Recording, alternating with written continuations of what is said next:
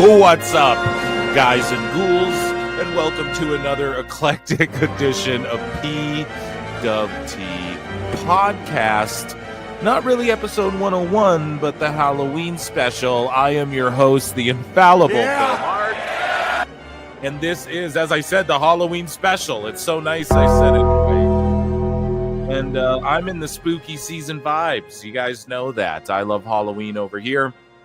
And I wanted to bring you guys a Halloween special. And I was thinking to myself, what do I do for the Christmas specials?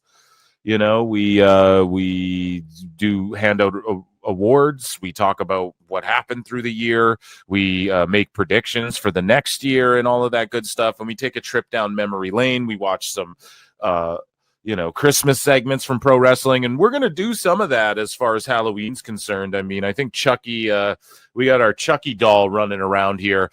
This episode will be highly visual, so if you're listening in podcast form, I appreciate you. You're still going to have a good time. You know, it's still going to be good to listen to. But the video version over on YouTube, it's going to be more for that, okay? And hopefully you guys are watching it live as well. You might be asking, why is this? Is this a live show? Is this premiere? It's premiering live, and the reason for that is because we're going to play a lot of clips here, and I don't want to get Don Stevens and, clipped by TKO. It's going to happen for sure. This episode's going to end up getting edited way down in the YouTube version, so audio's where it's at. Also, the full unedited version will be uploaded to Patreon. So make sure you guys go patreon.com/prowrestletimes if you want tons of, bonus shows. If you listen to the podcast, if you watch the live shows, Patreon's a great place for more content. If you want reality show watch-alongs, bonus shows, and, full unedited segments and stuff that end up getting sniped from YouTube, it all ends up over there. And if you guys want to super chat or send gift memberships or become a member or whatever throughout this, I will acknowledge all of those at the next live show. Acknowledge me. At the top of the show, I will read and acknowledge, whatever. But I also have a treat for you guys. Speaking of the live show, before we get to that, PWT live show every Wednesday and Saturday night.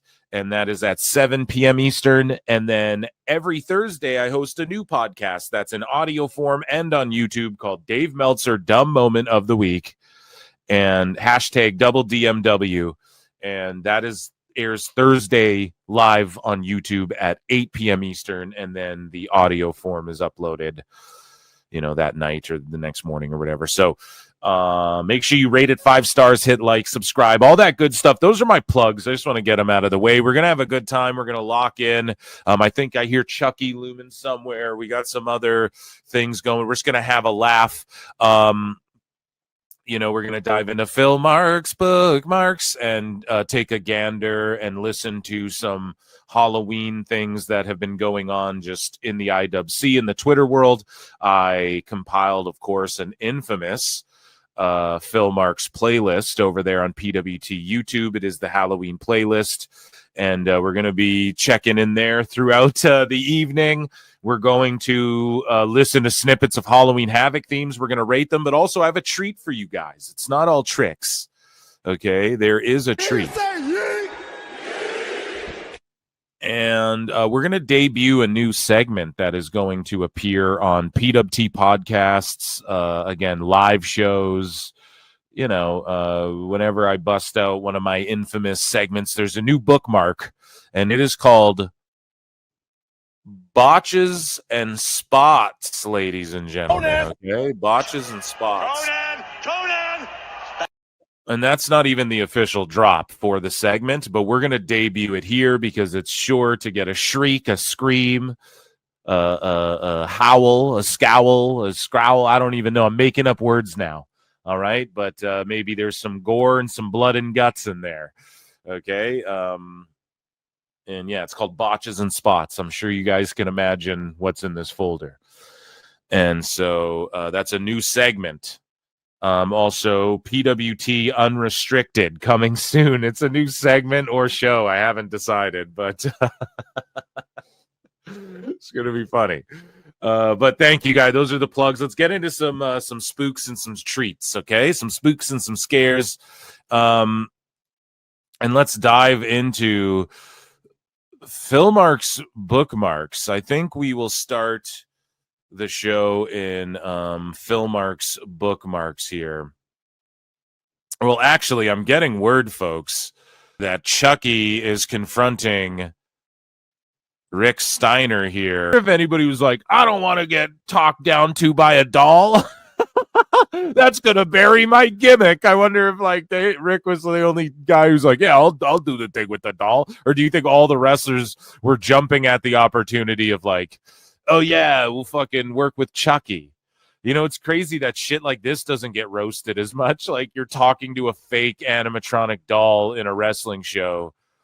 Like, obviously, I mean, this shit isn't this as bad as like wrestling a doll as well? Maybe not. Maybe some people would be like, oh, come on now, Phil, that's not a fair comparison. But I mean, he's talking to a fake doll and pretending it's real.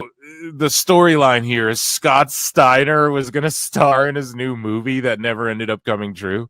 Because it's a fucking fake doll. It's going to get more than lucky, Ricky. And the crowd booed the plug for the movie. He's going to get evil. Because you got to think, like, no one's really seen that in wrestling before, right? Grayson Waller, this Saturday you face off against the Hallow Crews. But you see, so it appears that Chucky has something to say to Grayson Waller as well. He is in the building, of course. We go from Nitro to NXT, and Grayson Waller seemingly being stalked by this doll as well. Dolls are invading. There's an army of Chucky dolls invading the PWT universe this evening. This day, whenever I drop this episode. Time Cop! Or this afternoon, I mean, maybe. Just choose whichever one. Spin the wheel and whatever it lands on. Day, night, I don't know. Lit him up there. Speaking of lit up, let's take a look here in Philmark's bookmarks and take a look at what's going on here in the Halloween land in the world of pro wrestling this last week or so, right? And so let's scroll down here. Let's take a trip back in time. Who remembers this? This, of course, was NWO Wolfpac Sting's final appearance. Now, it's kind of crazy how, dude, the feud with Bret Hart and Sting when he was Wolfpac Sting actually ruled. Bret Hart, I don't know if I liked him in the NWO, but it did make sense for him to join them. Like, it did, if you think about the through line of the NWO. But then Sting match and just the intensity of Sting and Bret Hart during their backstage brawls and shit, man, this feud was awesome. And Bret just came with so much intensity. There's that infamous segment where they brawled backstage, man. It's one of the realest backstage brawls ever. And Sting was so good, such an underrated guy. It's so funny too how Dave Meltzer, right? He fucking never acknowledged. We'll play a flute for Halloween. Fuck it. But Dave Meltzer never acknowledged fucking how good Sting was until Sting went to AEW. Dave was always saying shit Sting, he's not worthy of a fucking Hall of Fame induction in the Observer Hall of Fame, and he never had a 5-star match or anything like that until Sting went to AEW. Then all of a sudden he gets a 5-star rating, the highest star ratings he's ever done, and he all of a sudden is considered for the Observer Hall of Fame. So it's funny how that happened, but I'm just a big fan of this era of WCW and shit. Also, speaking of WCW, 27 years ago today, one of the greatest professional wrestling matches of all time took place. Rey Mysterio versus Eddie Guerrero at Halloween Havoc. This is one of the greatest pro wrestling matches of all time. It's a go-to.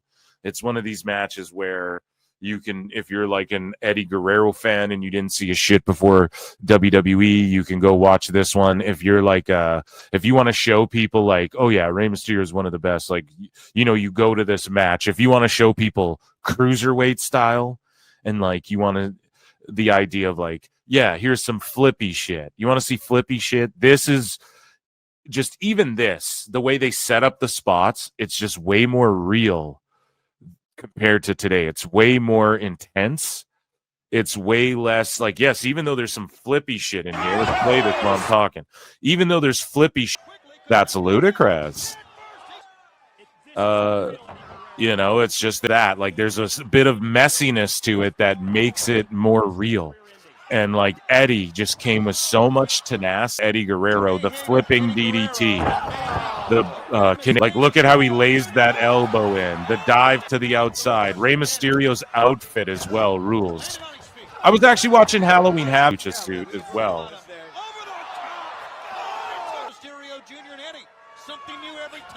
And see, like, this is the problem. You have a bunch of people who grew up. Rey had his mask ripped off to a degree. Eddie kept putting Rey in like these fucking holds where he was stretching him and fucking choking him out and everything.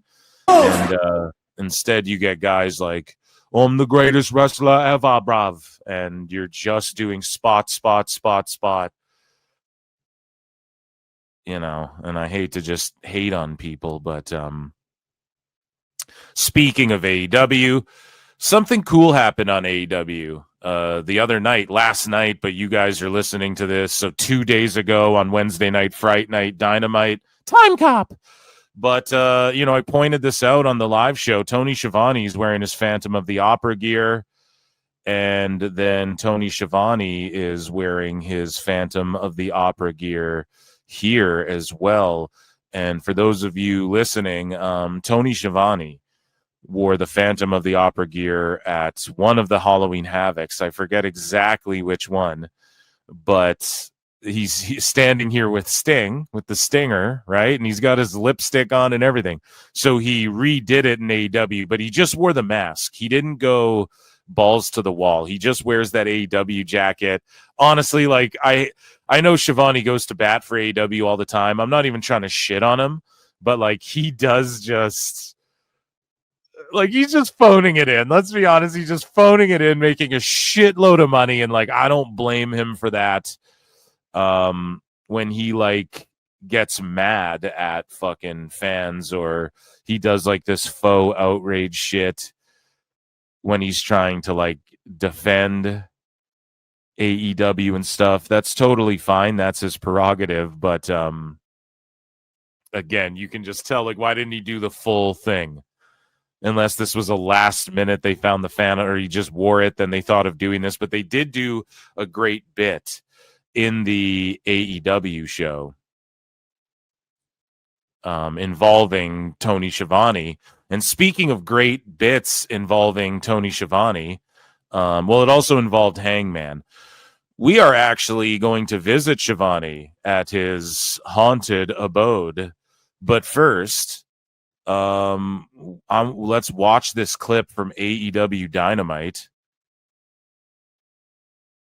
where Samoa Joe's in the ring and Hangman Adam Page, for those of you guys who didn't see it, Hangman Adam Page, dressed like Tony Schiavone, lip-synced his dialogue that was like played over a voice recorder, or like over the PA system or whatever the fuck, and it was recorded. And he was dressed as Schiavone, and then he reveals that he's not Schiavone, and he fucking, you know, takes out Samoa Joe. It's actually Hangman dressed as Schiavone as the Phantom of the Opera. It worked really well. And it was actually, it popped me. It was actually a good finish, and like Samoa Joe and them toasting beers in the ring. I thought that was a good little way to end the show. If I were to nitpick it, I would say, okay, well, the PA recorder, like, why, how the fuck did they, so he set this up with Schiavone who's in on it? Like, yeah, that's dumb, but also we just watched Rick Steiner talk to a Chucky doll, for fuck's sakes. And And then I would just say, like, Hangman then just beats up Hobbs with, like, a punch and a kick. And then he hits Shibata with, like, a punch and a kick. Then he does all this shit to Joe and is like, oh, and the crowd's popping and he reveals himself and they're just all laying there. It's like, okay, you just sunned this trios. You made them look like shit, but let's watch. And is now everybody's looking at Hangman in the crowd. They're looking at, but they think it's Schiavone because he's got a fake beard on, the Phantom of the Opera mask, and he's lip syncing Schiavone's lines. Presented by D. Caliber's such a cringe lord. And then just to fucking Samoa Joe and all of them, and like to, what are they saying here again? Let me hear this again. Best wrestle. We're the best wrestle. Now it's where wrestlers work is like the new tagline, and they stole that commercial. Fair enough. Oh, he kicked Hobbs. Okay, so when I watched it live, I thought he punched Hobbs and then kicked him in the gut real quick. I thought it was like punch kick. I didn't realize it was nut shot. So there you go. I mean, that's good. That's all good with me. That sort of like solved it. And right, even my one little criticism, I know some people are shitting on this.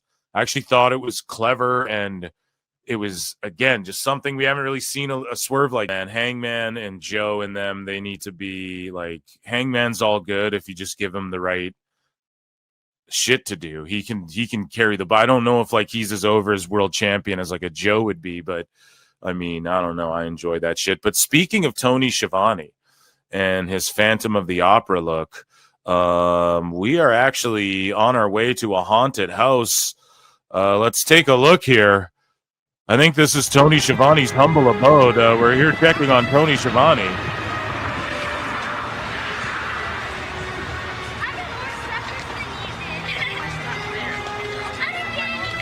Tony, are you okay? We hear Tony Schiavone's at his house, and that's why he wasn't there. My turn. Yeah, that's only because we ended up with 2 pieces of last year's Christmas fruitcake from the last one you picked. Yeah. Whatever house you pick better be good. Good? You want good? This will be better than good. This will... Oh shit, dude, that's a scary ass house. When you guys would go trick-or-treating, would you like pick certain houses to go to? We would always just like head off to like the nicer areas. Hey, we'd go to like the rich neighborhoods, we'd call them, and we'd fucking... You know, they make that joke in Stranger Things, too. Like, oh, rich people are stupid or whatever. This place is creepy. But yeah, we'd go to, like, where the houses get big, you know, and the lawns are green and shit. And we would fucking just go for hours. Let's just go home and watch Halloween Havoc and forget all about this one. We've got plenty of candy already. But in these TV shows, it's always like, oh, I know a house we should trick or treat. I guess there's a little bit of that. Like, oh, am I right, fellas? Holy shit, listen to this. He's like, these fucking go and make me a fucking sandwich over here. I think I hear Mom calling. Sisters, what a pain. Who brought her? This fucking chick ruining our good time. Oh, God. Schiavone, we sent these kids to check on you. Are you okay? Shouldn't you be at the pay-per-view like she asked? I have a helicopter waiting to pick me up in a few minutes. What's that smell, Tony? It's my wife. She's baking cookies. Would you kids like to have some? What kind are they? Only a kind a mother could make. Why don't you come inside and have a bite of her cookies? We have enough treats already. We came here to see something scary. You want to see something scary? Listen, I'm fucking Canadian. I grew up on YTV. I watched Goosebumps and Are You Afraid of the Dark growing up, so this rules right here. I'll show you something scary.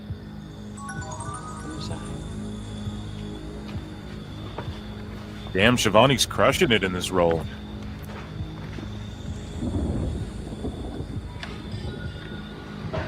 Oh, Schiavone, are you okay? Why do you look so much? All things are possible, chat, on All Hallows Eve, PWT Universe. Spin the wheel, make the deal. Just one haunting spin will lock Cactus Jack and Vader in combat when it lands on one of its many ghoulish, haunting matches.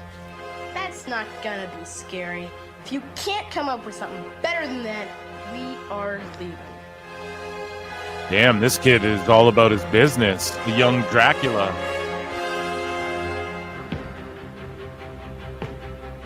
Okay. I've had Cactus time. Jack versus Vader. You guys want to be really scared? Wow, what a segment it was, ladies and gentlemen. My goodness. Absolutely spooktacular there. So speaking of spooktacular, what I want to do with you guys is I want to go over the Halloween Havoc themes, and I want to rate them. Okay, so we're going to basically just go over a snippet of each of them right now, and we're going to figure out like which ones we like best and in which way we're going to rank these, you know? So let's start with 1989. 1989. I don't even know if that's the right words for that song, but 1989. I think that's it, right? Either way, we're not going to do all the NXT ones because for a lot of those, they just started fucking using,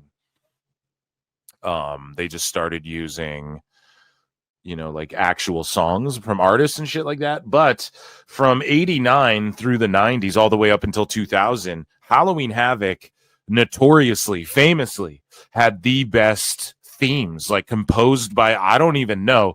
Jim Johnston gets a lot of love for the themes, wrestler themes he composed for pro wrestlers, which he should. But in WCW, they had some really great, I wouldn't even say wrestler themes weren't the best, but the fucking themes for some of the pay-per-views, and especially Halloween Havoc every year, they ruled. They were iconic. And actually, I created a playlist over on, I have a YouTube channel called youtube.com/@PhilMarksOut is the name of the channel. And that's Phil Marks Out on YouTube. And I talk pop culture and, you know, comic books and movies. And I do like a trailer reaction show and all sorts of stuff, you know. And one of the things I did was made a Halloween playlist of like music and drops from like little 8-second drops from Castlevania, all the way from like you know, Goo Goo Smuck to fucking the Monster Match to fucking Halloween by Lana Del Rey to, I mean, everything. And I put all like 8-second Castlevania drops. I think I already said that. The intro to fucking Squid Games and Stranger Things, all the way to every Halloween Havoc theme. So go and check that out if you're into it. But let's rank them. We're going to rank from 89 till 2000. I'm just going to play snippets of each. So we're going to start at 1989. Let's take a listen to this one. Halloween Havoc 89, settling the score at the Civic Center. And you see the Road Warriors on the cover there. Let's take a listen to this theme. So I'm not going to lie, that one ranks pretty high for me already. So the official opening theme for WCW's Halloween Havoc 1989 was an original composition produced specifically for the pay-per-view by WCW's production team. Okay? And with the heavily incorporated licensed music for wrestler entrances, such as John Carpenter's Halloween theme for the Great Muta, Guns N' Roses' Welcome to the Jungle, these were not the show's overarching theme. So you know what I mean? They used a bunch of fucking music that they licensed for this event as well. But the main event was the Thunderdome cage match. Okay, and it was Ric Flair and Sting. They took on and defeated Terry Funk and Great Muta. And it was a crazy ass the two baby faces, right? Flair and Sting. It was a crazy ass cage match with the electric fucking top. Do you guys remember that? So that was amazing as well. So that one ranks pretty high for me. I'm going to rank it high. You guys let me know in the comments down below or what you would rate this one. I rate it pretty high. And so let's move on to 1990 and see what we think here. Let's play a snippet of this one. I'm not going to lie, for me, I'm going to rank 1990. I'm going to rank that below 1989 for me. So far, the best was the first. Okay? And you guys can rank it how you want, but I don't like 90 as much as I like 89. Okay? So the official opening theme for Halloween Havoc 90 was an original composition produced by the in-house production team again. And while entrance theme, so they had licensed songs again, Welcome to the Jungle for the Steiners, etc. And then the main event of Halloween Havoc 90 was the NWA World Heavyweight Champion Sting versus Sid Vicious in a singles match. And it lasted 11 minutes, 42 seconds, ended in controversy when Vicious aligned with the Four Horsemen. And Barry Windham, disguised in Sting's face paint, substituted for the real Sting after Sid attacked the champion backstage. And this was infamous for its poor execution, sparking the long-running Black Scorpion storyline. If you guys remember that, where I think it turned out it was Sting. It's funny, too, because I was just watching where Sting and I forget what event it was at, where I love the WCW Vault channel, but Sting and Flair team up, and then they're taking on Arn Anderson and Flying Brian, and then fucking, Flair gets the hot tag, and then he fucking turns on Sting, and then they're like, the Four Horsemen, woo! And it's fucking Flair, he teams up with Arn and fucking Brian, and they recreate the Four Horsemen. It's just funny how many times Sting and Flair have been partners and rivals. Like, it's just one of the greatest fucking rivalries in the history, and I guess companionships as well in the history of pro wrestling. But let's move along to the 91 theme, okay? Of course, Luger versus Ron Simmons. This is one of my favorite ones. I already know I'm going to rate this one higher than 90, sorry. And there was the Chamber of Horrors match, if you all remember that as well.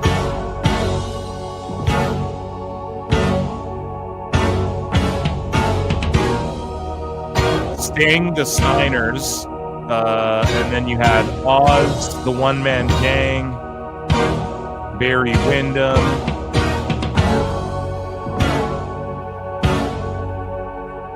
an evening of terrifying destruction. 91, a great year.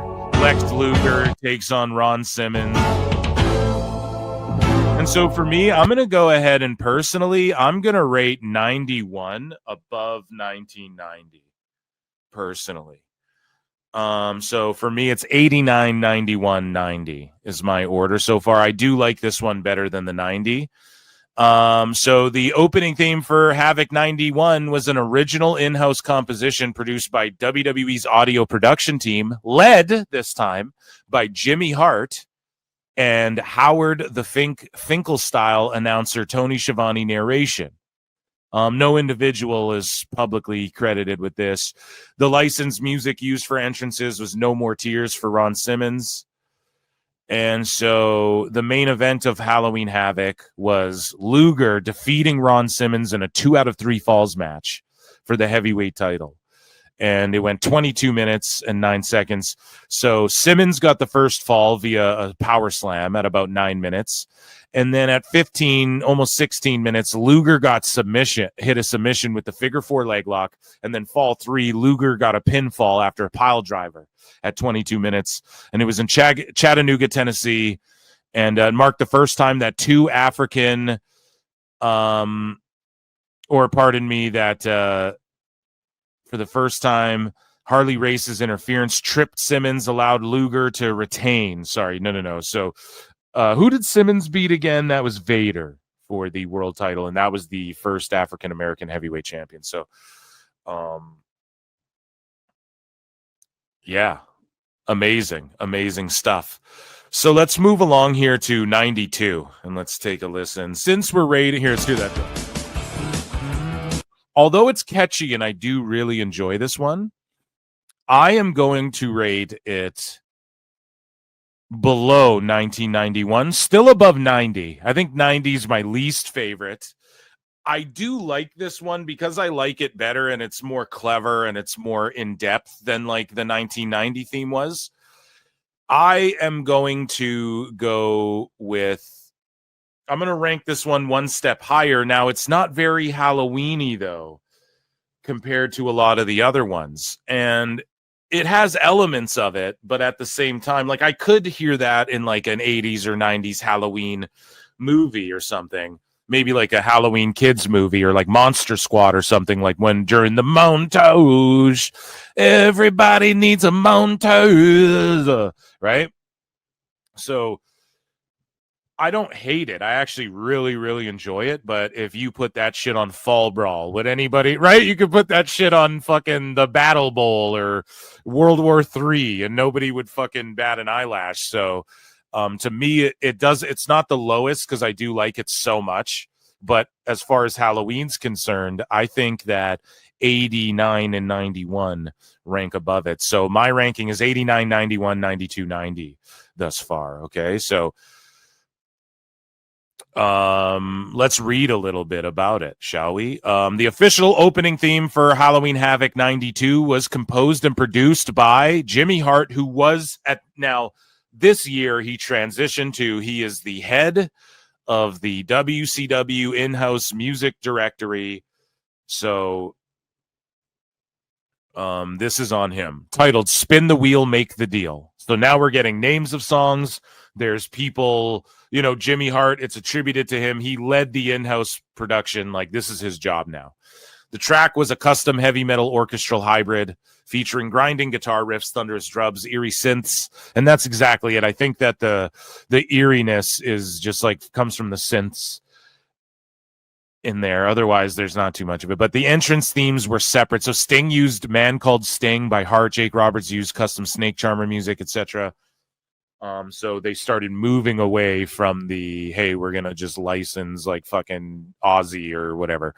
The main event was the advertised main event was Sting versus Jake Roberts in the Spin the Wheel, Make the Deal gimmick match, which landed on Spin the Wheel, Make the Deal coal miners glove match. But moving along here, damn, I'm enjoying this. I like taking a trip down fucking memory lane here, and I did recently listen to these when I compiled my playlist, but I didn't like listen to them all in depth and actually do a dive of, well, asking Grok and shit.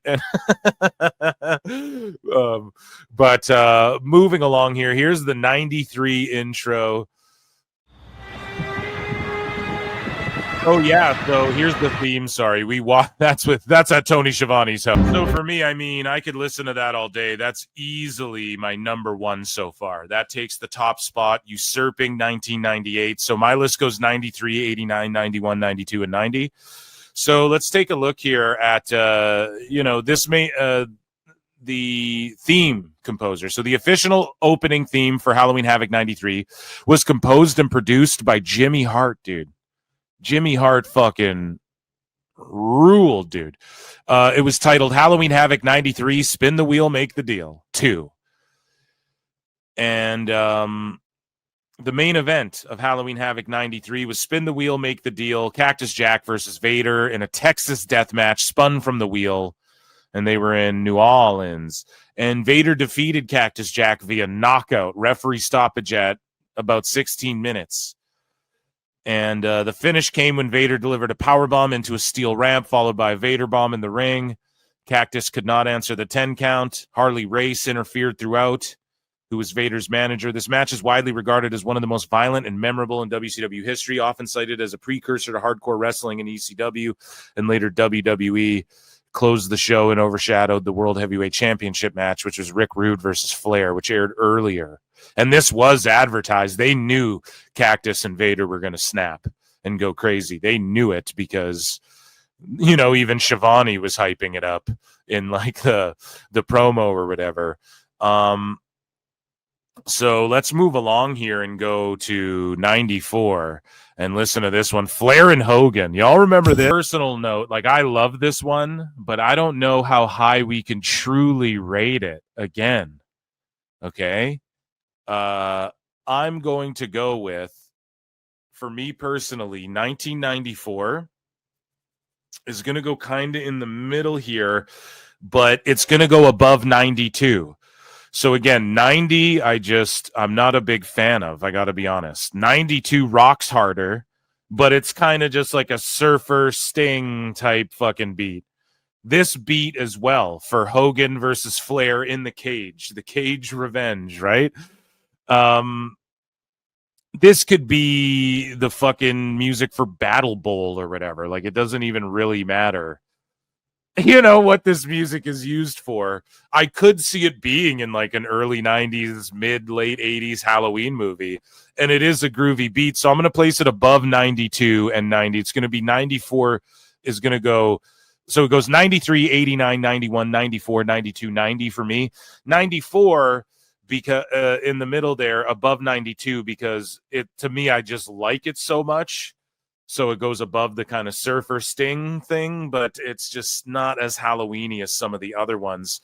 Some notes on that. So the official opening for Halloween Havoc 94 was composed again by Jimmy Hart, and it was called Halloween Havoc 94 Terror in the Aisle. And no licensed music was used for the pay-per-view. And by this time, Hart was making all the fucking music. And so the main event was a steel cage match for the WCW heavyweight title, with Hulk Hogan's career on the line as well. So Hogan with Jimmy Hart defeated Flair with Sensuous Sherry, a.k.a. the Sensational Sherry, but of course WWE, via submission in 19 minutes. And it was in the Joe Louis Arena in Detroit. Stipulation if Hogan lost, he would retire from wrestling. Flair targeted Hogan's knee, applied the figure 4. I just recently watched this. Mr. T, though, stopped Sherry from interfering, and Mr. T was a big part of things. He was the guest ref, and Hogan reversed the figure 4 into his own, forcing Flair to submit. And then a masked man, later revealed to be the Butcher, Brutus Beefcake, attacked Hogan, setting up the ongoing 3 Faces of Fear storyline. And this was a passing of the torch moment in WCW, with Hogan retaining the title amid heavy fan support. And, you know, Hogan, again, like fresh in WCW before the NWO thing went down and all of that, right? And so speaking of Hogan, let's head over to Halloween Havoc 95 theme with Hogan on the front of Where There's Nowhere to Hide. Now this one's key. All will be terrorized when the Giant emerges in this foolishly grand event. Now, WCW Vault just uploaded this to the Vault, okay? To the WCW Vault, and this is where they have the monster truck battle, and this is where the Giant falls off of the roof, and this is where fucking... And again, people don't call out Bobby the Brain for, like, stooging that the Giant was going to come back as well. Bobby was always stooging and foreshadowing shit. It kind of worked, right? But just like Hogan's NWO heel turn, Bobby the Brain, like, knew that the Giant would return. Listen to this in its entirety. It's only a minute long. And the Yeti showed up in this one as well. And of course, the Giant, they double hump, right? They DP Hogan, and the fucking Giant gets involved in all of that, comes out. And, you know, Hogan, this is where the first time we saw him, like, wearing the black. He was wearing the black, and someone made note of that. Like, Heenan's like, once you wear the black, you don't go back. And it's, you know, the Dungeon of Doom had heavy involvement. This one rules. I mean, I could just play it again. This is one of my top ones, without question. I mean, we're not going to play the whole thing entirely again, but this is for sure one of my top ones. I have to rank it. Now, 93 is really fucking good. Okay, 93's theme is really good. I almost have to, like, click on 90. No, it's... Oh, man, they're close. These are, like, 1A, 1B for me. For 93, oh, man, 93 just has so many more elements, but this one is so iconic. I'm going to just, on principle, say 93 on a technical level is better than this one. Okay? This one is super memorable for me and hits so hard. I love it so much. For me, 93 and 95 are like 1A, 1B. But just on principle of like composition, I got to keep 93 at the top and then 95 a close number 2. So my list is going 93, 95, 89, 91, 94, 92, 90. And now let's take a look. Let's read some of this. The official opening theme for Halloween Havoc 95, again, was Jimmy Hart. And it was titled Halloween Havoc 95, The Monster Mash. It was a monster mash. The monster. It was a hard-hitting industrial. We don't need to read all of that. But no licensed music was used. Again, Hogan's theme was that American-made one. That one wasn't too bad. And the main event was a monster truck sumo match, but it was like again, speaking of 1A and 1B, there was like 2 main events sort of. So there was the monster truck sumo match followed by a world heavyweight title match, which was impromptu. So Hulk versus the Giant. I'm not going to lie. That monster, like, okay, there was an era there where the monster trucks, like Gravedigger and Medusa had her truck, and there was a Hogan truck and a Goldberg truck, and I think there was a Stone Cold truck, but there was some other cool trucks like Gravedigger and some of the other ones. I was into monster trucks in that era. I think a lot of people were. But when you watch that back, that shit's fucking lame and boring. Like, I don't know. I wonder how the crowd received all that. Like, I was just watching it last night. That monster truck battle's fucking lame until Hogan throws dude off the building. But then he just shows up and the Giant applied the bear hug. And then the fucking Yeti comes in and they double hump Hogan and all of that shit. Is pretty funny. But yeah, 95 gets a high ranking for me. Let's move on to 96, shall we? Gander, take a listen to what 96 was. For me, I'm going to rank the 96 theme. Boy, that's tough. I am going to rank it. 91's okay as well. I'm going to rank it above 91 or 94, but below 1989. Okay? So for me, it's because it has that spooky metal element of like the fucking dun dun dun dun dun dun, and this of course was the Hollywood Blondes theme as well, but it was used for this event first. So for me, it actually ranks pretty high. I go 93, 95, 89, 96, and then 91, 94, 92, 90. Okay, that's how I'm ranking it. Of course, the official opening theme for Halloween Havoc 96 was composed and produced by Jimmy Hart. And it was called Night of the Phantom.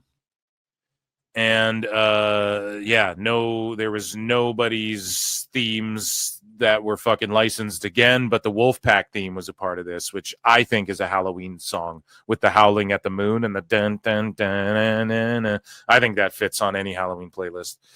But Hollywood Hulk Hogan with Ted DiBiase and Vincent defeated Randy Savage at 1837 via pinfall to retain the WCW World Heavyweight Championship. This took place in Las Vegas. Stipulation was NWO rules match.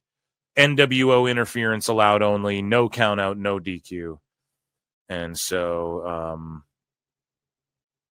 I think Miss Elizabeth had said she sprayed black paint in Savage's eyes, blinding him after she slapped Hogan.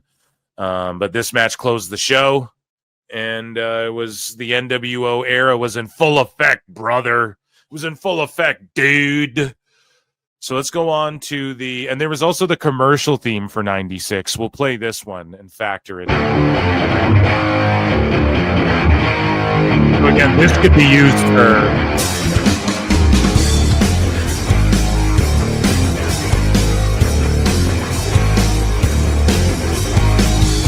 So WWF used this theme in the Attitude Era, okay? But once they bought WCW and shit, they used this theme. Like, they repackaged it. I believe WWF did. But this one called Wanna Be Free was also the commercial, the music used for the commercials for Halloween Havoc. So this one, we're not going to rank this one or rate this one because it wasn't the official theme, but just interesting to note. Now, Halloween Havoc 97 had a few themes as well. There was a countdown theme, there was the intro theme, and then there was the official theme. So quickly, I will play you guys the intro theme. Well, let's start. Where do we even start? Let's just do them in order. Let's do the intro theme, and then we'll take the official theme, though, which is called Rough Rock, I believe. And we will take that official theme and rank that one. But we'll play these other two. Actually, no, let's just play the official theme first, then we'll play the other two after. Sound good? Sounds good. So here would be the official theme, Rough Rock. Let's take a listen here to these other ones, okay? And let's see if in these notes here, Erica, the WWF.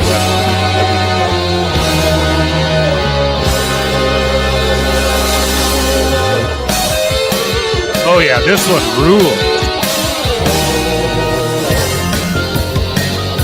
Oh dude, this one rules.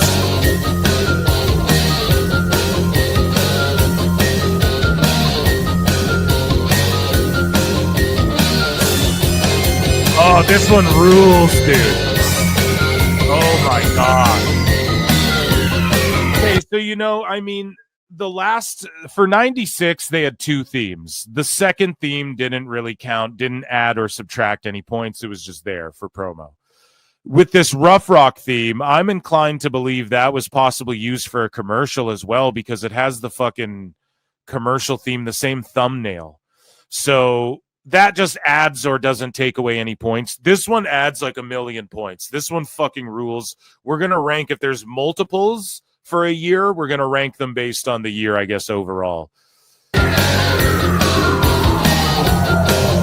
I make the rules here at PWT. Listen to this, though. This rules.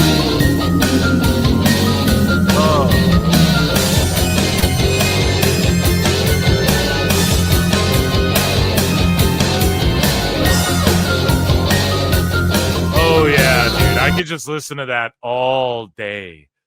To me, that might almost go like if it weren't just the principle of 93 and 92, this one for me would be 1997 would be number one. Like that one could be number one, but it's just the composition on the 93 and 95 shows are just brilliant. So let's listen to this intro theme for Halloween Havoc 97, and let's see if it changes our minds on whether or not 97 overall should get a higher ranking. Oh, this one's solid too. Oh, this one's awesome too, man.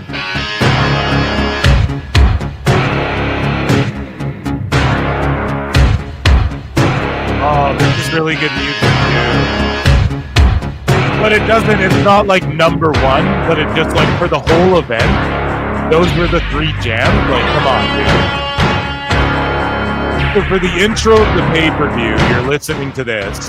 I think the countdown theme is the correct one. That has to be the Feel the Sting one, because that's way too on point.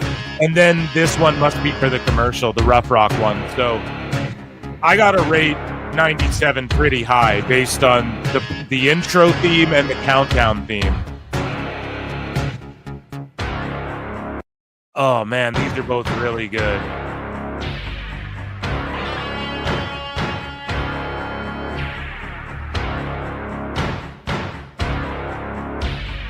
You know what? I might have to fuck around, and 97 might be my number one choice. 93 and 95, the compositions on those are so good. But the two fucking hitters from 97 might combine to make, like, it might, because this is a cool instrumental. I mean, it's by no means, you know, the composition that goes into 93, 95, but just the rock beat and then this one. I mean, goddamn, listen to this one again. How good is this? Yeah, you know what? 97 is being bumped up to number one for me. You guys hear me? 97 is number one for me. So my list goes 97, 93, 95, 89, 96, 91, 94, 92, 90. God damn, we're almost there, folks. And then I hear Chucky rummaging around again. So 97, again, Jimmy Hart composed it, and it's Fear the Sting. So yes, so High Octane featuring razor sharp guitar riff. So I'm correct in that assessment there. But yeah, so the Halloween Havoc 97 main event, Roddy Piper and Hollywood Hogan in a steel cage match. It was a non-title. Piper won by technical submission. Good shit, pal. Moving along here, let's go to 1998 and see. This one's like magical. This is like the Danny Elfman, like Tim Burton Batman type shit, you know, like this is sort of that avenue, and I really enjoy these compositions. They rank high for me. As much as I was glazing 97, I hear this and go, oh, but I love these Halloweeny compositions. Now, with that being said, is it as good as fucking... Like, is this one as good? Let's listen to this for a second longer. Like, is it as good as 93 or 95? I don't know. It's really, really good. I don't know if I rank this one above... I don't know if I rank this one above 95 either, because 95's so, like... You know what? I'm going to put this one below 93 and 95. 93 is just so iconic. And even though this one, you could argue, is like in the same realm, I just think that because of the iconography, I guess, iconography of the 93 and the 95, I think we got to go with the 98 ranking below those. So I'm going to go 1998. So I'm at 97, 93, 95, 98, 89, 96, 91, 94, 92, 90. And we only got two more to go here. Just some quick notes. Night of the Living NWO was the name of that song. And Jimmy Hart composed it, of course. And it was Goldberg versus Diamond Dallas Page, infamously. I'm fucking up talking right now, guys. I need more coffee. I'm botching words and shit. Diamond Dallas Page took on Goldberg, if you guys remember, right? And this is where the feed got cut off, if I'm not mistaken. And then they had to like air the pay-per-view, like the match on Nitro or whatever, I believe, right? And then that's like where it's Goldberg's best match, hands down. DDP got his best match out of him. Goldberg said he really concussed himself like a couple times, like he really fucking banged his head and shit a few times. So yeah, that was an awesome one. Okay, let's move along to 99 here. 99 Red Bull. This one is going to go below 95 and above 98. So 1999 is my number 4 there for sure.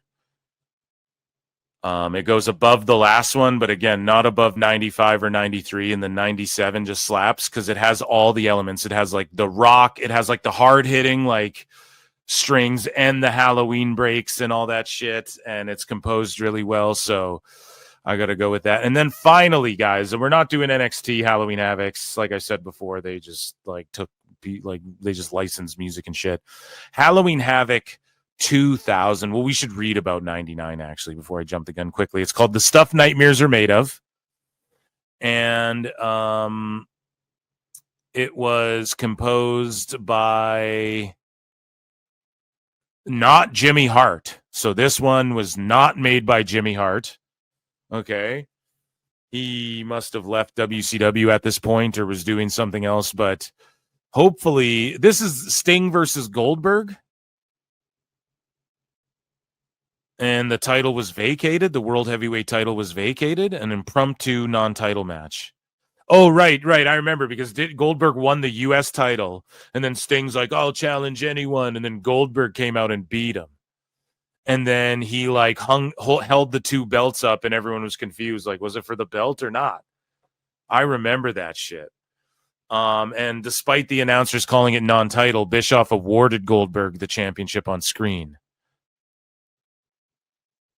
So the semi-main event was Bret Hart versus Goldberg for the United States title, or and then he won 2 belts in one night or whatever. So that was pretty crazy. Okay, so moving along here, 2000. This is the final one. The logo wasn't that good. Like, I don't know if you guys are watching, you can see the logo. Like, even the logo's not that clean. They kind of just, I don't know. We're trying to go like techie with it or something. But yeah, it's not my favorite. I think I rank it above 1990. Maybe. No, I got maybe 2000's the worst one.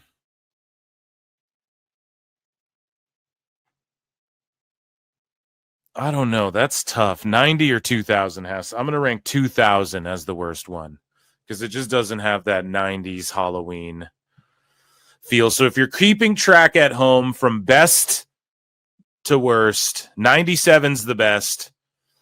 Then we got 93, 95. I mean, those compositions are unreal. 99, a great composition. Same with 98, but just can't touch the previous two. 89, the original one. It's not that it's bad. It's just, it's more Halloween-y than some of the other ones. But 96, 91, 94, those just weren't really Halloween-y themes, And then 92, 90, and 2000, even though they were more on the Halloween-y side, they're just generic and kind of bland. And for Halloween 2000, though, Halloween Havoc 2000, the Final Nightmare is what that was called. And there was no Jimmy Hart anymore. And the main event was Goldberg versus Scott Steiner for the heavyweight title. And Steiner beat Goldberg. Is that right? Halloween Havoc 2000 main event. That should be right. It was Goldberg versus Chronic in a handicap match. There's no way. Yeah, see, so don't ask. The main event was Goldberg versus Chronic. Yeah, it wasn't Scott Steiner. What the fuck? Fuck you, Grok. What are you fucking... I asked Grok that last one because I got faulty information just Googling shit before on the fly. So we asked Grok that one and they fucked it up too. AI sucks balls, dude.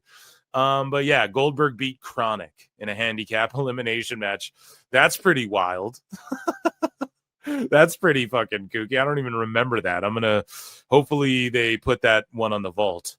But speaking of the vault, Chucky's here to set the stage for Halloween Havoc. And let's take a look here. Chucky's back. It's spooky season, folks. Breaker to my Uncomfortable. It's NXT's Halloween time. Hell yeah, dude. So shout out Chucky. Chucky also, I'm getting word now that another Chucky doll's on a rampage here. And he's hosting his own, he's invading PWT podcast and hosting his own talk show. What could be any more terrifying? Well, Liv Morgan's on her way. I guess Chucky's introducing a guest. I thought it started with the Liv stuff. Have you guys wanted to get murdered by Chucky? That's like a dream of hers or something, she said, And she is doing some Hollywood stuff now, so who knows? Maybe we could see that happen. Sounds good, Chucky. We will check back in with you, I guess. So let's take a look at just some funny things that have gone down here in the IWC.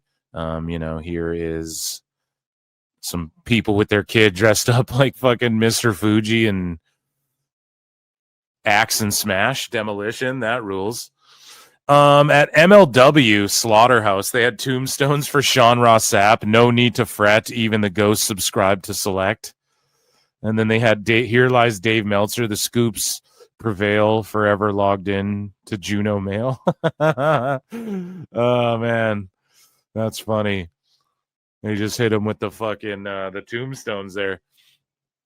Here's somebody's yard, their Halloween decorations. Check that out. Undertaker, a casket, the skeletons, Paul Bearer. That rules, man.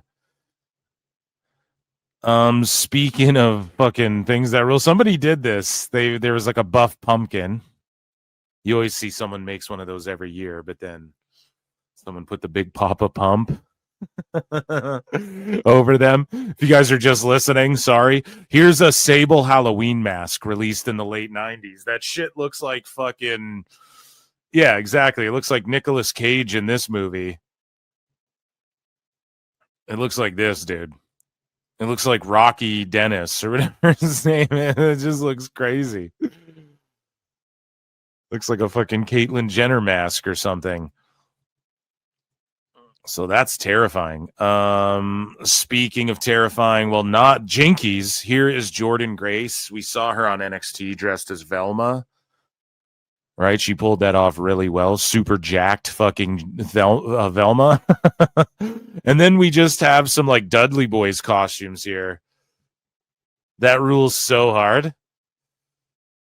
The Dudleys are awesome because, yeah, you just do it like any combo works for the Dudleys. And you can do the tie-dye Dudleys. You can do the fucking, you got the world tag belts, right? That's an awesome costume. Does this qualify as her? I mean, she's clearly Devon. Is that racialist for her to be? No, I'm just joking. It's obviously not. I think everybody's over shit like that. Listen, I'm indigenous, and if you want to dress like an indigenous person for Halloween, fucking have at it, bro.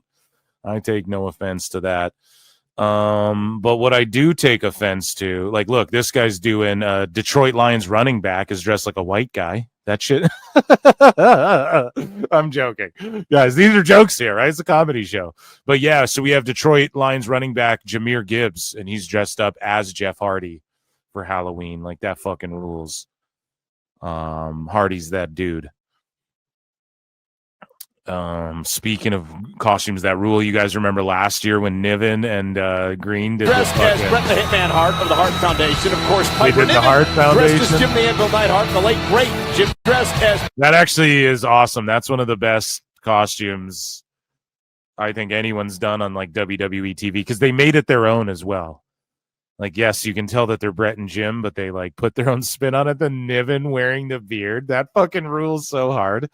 Vince McMahon foreshadowing his fucking future. Oh, holy shit! What the fuck is that? A fucking monster! Holy shit! Oh my god! What the fuck is that, dude?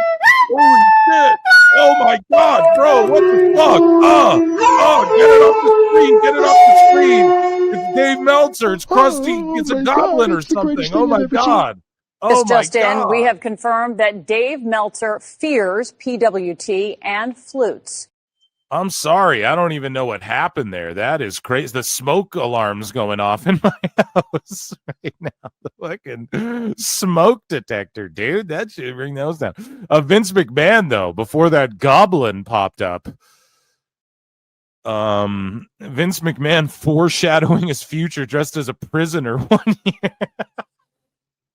Hey, allegedly, right? I'm no lawyer. I just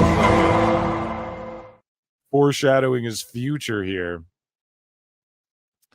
Back in 95. And so speaking of back in the day, we got a couple scary spots. Here's AEW. Here's their remix of I Ain't Afraid of No. This is called I Ain't Afraid of No Budge, the super elite Halloween theme.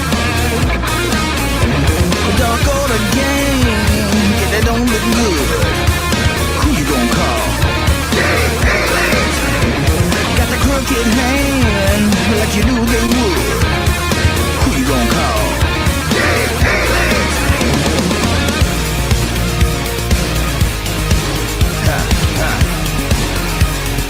I ain't afraid of no budge.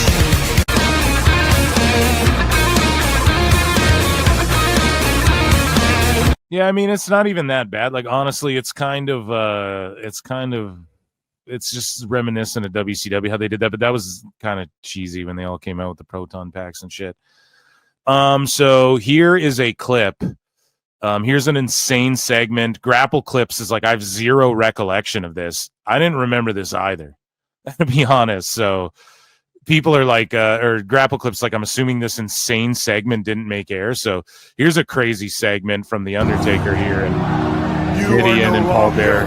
Midian, do you guys remember this? I don't. I just remembered this Midian just having different gimmicks and like no real XP. Like his chest doesn't bulge up that big. It's like a fake chest plate on him that they rigged up well, but it looks kind of cheesy if you know what you're looking at. And if that is really his chest, then what it is there's likely a trigger or like some sort of thing on the knife where it spills. Kind of rules. I'm not gonna lie, like that's actually pretty cool. Speaking of things people don't remember, so, and you guys can challenge me on this, go and look up Kishin Liger, Kishin Liger. So Jushin Thunder Liger is like a crazy, his gimmick is like he's kind of this funny, happy-go-lucky, he can be intense, but he's sort of like a Power Ranger type, you know, Liger, fucking super warrior type thing, I guess, right? And underneath, though, his gear, he's Kishin Liger. People don't know this. He's like this demonic force who will like fucking try and stab you in Minecraft or whatever, right? He will, you know, spit blood. He'll spit mist. He'll fucking... And he's only unveiled Kishin Liger, I think, like 3 times in history. And even when you Google it, you don't find images of it. He's kept it hidden. And it's something that, like, yes, people know about it, but a lot of people actually, a lot of people who know Jushin don't actually know about this Kishin Liger. It's actually hard to find clips of it as well. I managed to track down this New Japan World. We're going to get sniped for this one, but this was 6 years ago today, and this was a month ago. In Kobe, Jushin Liger brought out Kishin Liger against Minoru Suzuki. This is the last time he ever brought out Kishin Liger, and he tries to get him with an iron spike. Now he doesn't, but the story is like there's been a couple times where Kishin Liger's pushed to this limit where people push him to like this demonic form where he takes his mask off, his whole suit, and he's painted up, and he looks like a fucking demon under there. Right? And this is the last time he busted Kishin Liger out. I can't find footage of the other 2 or 3 times. It's legitimately that rare. Let's take a look. This is awesome for spooky season. We'll see Kishin Liger snapped, low blow. Right now, up until this point, like Jushin is the babyface, but Minoru Suzuki like tortured him in this storyline. Like was torturing him, pushing him to the brink, like being straight destructive and evil towards him. And so Liger just snaps, low blow. It's Kishin Liger time. And this shit rules. Far corner, and Suzuki trying to choke out. What happened? Our monitor just went out. Liger smart enough now. What's he doing? Liger's removing his mask. And listen to the crowd. Wait a minute, what is this? Kishin Liger, dude. Whoa. It's Kishin Liger. He's like a demonic It's Kishin Liger. The Beast God's most furious form. Wow. And the crowd's like, what the fuck, and applauding it. Like, you don't usually hear Japanese crowds go, like, sort of erupt for that. They sit and applaud. This long ovation is because they're like, holy fuck. You know, that's how they go, holy shit. Holy shit. They go, oh, you know. What hell happened? Suzuki Black missed him. Black missed the ref. And Kishin Liger's thing is like, once he's unveiled, he just snaps. And the commentary's not doing a good job of getting this moment over. It's been years since we've seen. You know, like this marks like it's been years. And I actually like this guy because Tony Khan like got him removed from commentary for fucking criticizing Tony Khan and New Japan shows. But this guy's not doing a good job. He's just like, it's been years. It's like, what a moment. No, this is like fucking a real, like, you know, the commentary should be like, oh my God, it's dangerous. He's, you know, he's got a spike in his hand. Like, you should be going, what is he going to do with this spike? Not fucking, it's been years since Kishin showed up with his face paint. No contest, but Kishin Liger's got a spike. Why is he got a spike in his hand? Spikes they used to tighten the turnbuckles. He's got it in his hand. He's aiming for Suzuki. Oh my God, Suzuki! Oh man! Oh, that spike stabbed directly into that table. That could have been Suzuki's head. And yeah, dude, he almost spiked him in the fucking head. That was the Halloween bookmarks. So a round of applause for that.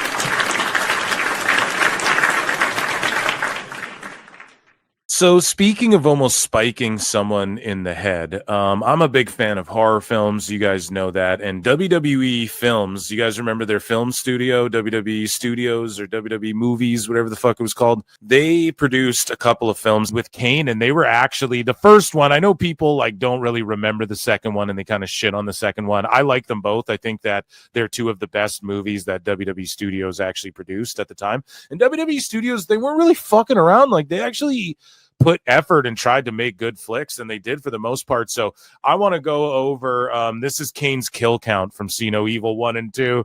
We're gonna go through it here. We're gonna check it out. Oh dude, he just axed him. Let me ask you a question. 3, 4, so they're finding bodies, and this is part of the kill count. Remember, he'd throw the chain with the hook.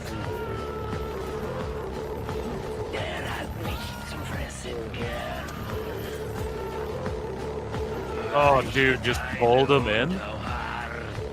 This was actually a great role for Kane at the time as well, because he was like the crazy guy who fucking... He lit Jim Ross on fire. He went crazy after unmasking. He drags this guy. Same body. So these movies...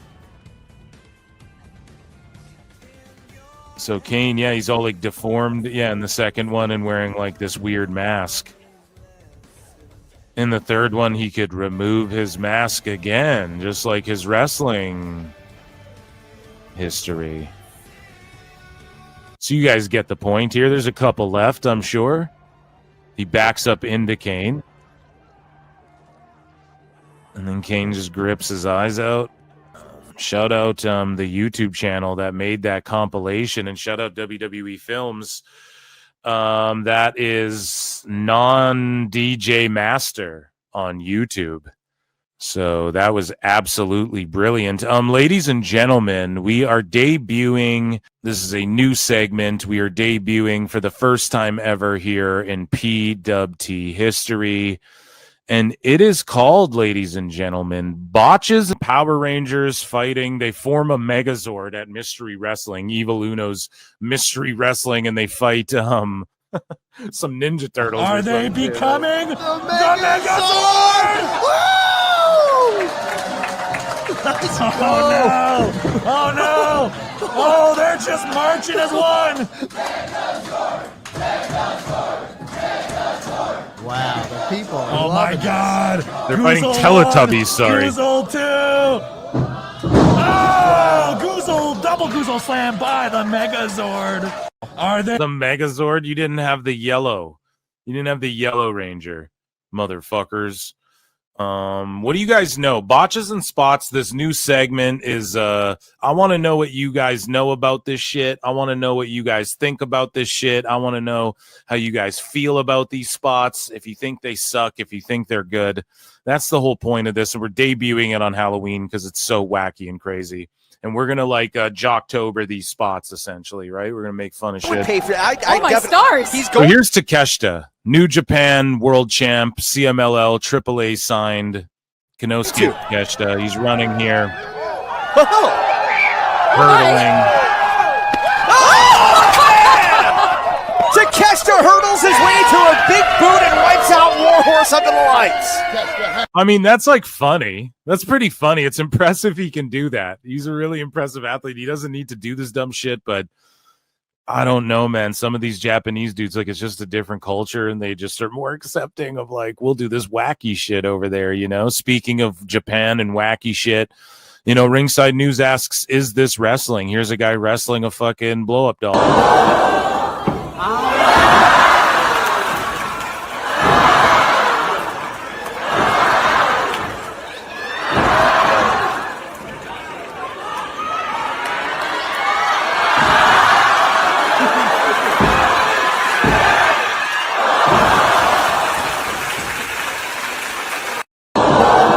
Now, if people are into that, I don't hate on that. It's smarter than fucking deathmatch, but like I get why people don't like this shit and think it's killed the business and stuff. But I mean, the business is thriving and booming, and there's a reason this is in like a little room in front of people who are really loud for it and really passionate about it. It's what DDT's known for.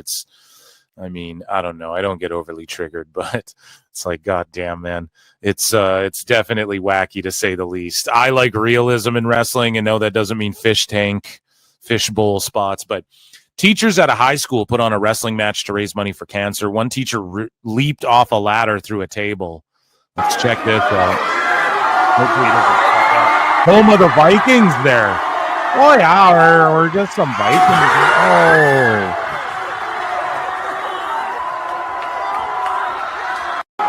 Yeah, that's cool as shit, dude. I wish teachers at the school I went to were that fucking cool. They just hated me. And so here's Ricky Banderas versus Slash Venom. It's a GIF. Just look at that. IWA Puerto Rico. This is like a decade ago, I think, maybe 20 years ago. Throws him just onto a gym floor. Boom. He just misses the table and goes out. We'll finish with that. So here is Ricky Shane. He sends JC off a ladder through barbed wire and light tubes.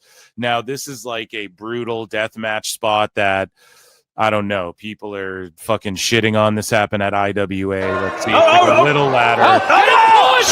Goes over the top to the floor, through the barbed wire boards and light tubes. Looks like he hit the back of his head. Well, look at that one more time. This is all fake pro wrestling, of course, YouTube. Over the top to the floor, through the barbed wire boards and light tubes. Like there's something stuck in his hair, his head, or something. Down and out. Yeah, I don't know. Is that worth it? I'm not sure if that's worth it, you know? So for those of you listening, yeah, a guy just goes backwards off a ladder outside the ring through barbed wire and everything. But AI has been making some compelling things here. I guess some people are laughing at these. I think these are like well done, but I'm not a big fan of this because it like ruins imagination or like the what if factor because we're just seeing AI do it. But they just here's some fat guys doing fucking wrestling moves. And rings collapsing and shit. He's climbing all the way up. He's on the tip of the cage. Don't do it. Like to the center of the earth. Oh my God, he's going up. No way. Get down from there. Big Jack. Oh my God, he's climbing the top of the cage. No way. So it's AI videos of like giant fat guys jumping off cages and the top ropes and just collapsing. He's going. He jumped off the cage!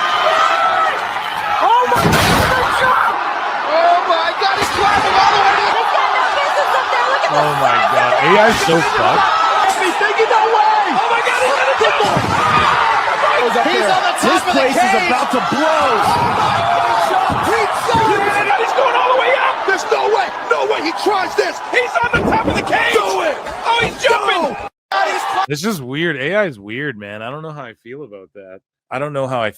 But that, ladies and gentlemen, was the newest segment. It was short but sweet. It's more of a visual thing, but hey, I am trying to implore people to come on over to youtube.com/ at prowrestletimes and at prowrestleclips. Botches and Spots who support on Patreon and through YouTube memberships. I appreciate you all for being here. This has been the Halloween special. I hope you all enjoyed it. I have been Phil Marks, guys. Dave Meltzer, Dumb Moment of the Week, live on YouTube. My new podcast, and it is up in audio form as well. And that, I promise you, is not like visual shit. You can just listen to that one. And I just appreciate you all. Round of applause for the PWT universe. Thank you all for being here for the Halloween special. I've been Phil Marks. Until next time, I will see you in the upside down. Enjoy your Halloweens. Be safe. Don't get into trouble. Tricks over treats. Peace.